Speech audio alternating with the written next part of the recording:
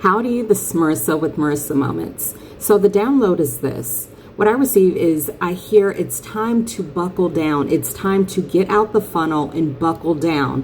What I receive, and actually there's a pastor, someone who comes to mind that says the best versions of us are not the I can do anything version, right? It's the focus version. And that's who Spirit brings to mind to say, we have to buckle down. We have to get focused. You know, that vision that you've been given, that dream, that destiny that you've been given snippets to.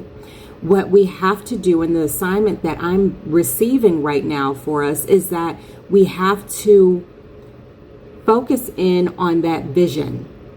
And almost like what I receive is have that tunnel vision, and anything that does not fit within that tunnel, we have to cast aside. There are many distractions that are going to try to come in, especially now, because this season, I feel like the season is about to change. And so that's why we're being called to really hone it in and focus.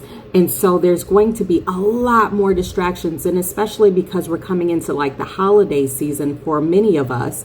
And during the holidays, that provides distraction in itself. You're planning get-togethers, you're doing menus, you're shopping, you're doing all of these things, right? And those provide distractions. Now, what I receive is that is fine and well, right?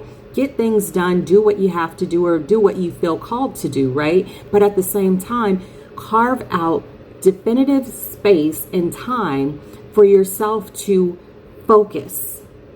Give yourself that allotment and say, during this time, I will not allow any of those outside distractions to come into my tunnel of vision.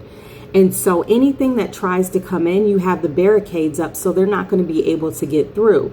And if something does happen to sneak in, you'll be able to identify it because there's not all those other distractions that are typically there. And then at that point, you boundary up and you say, not right now.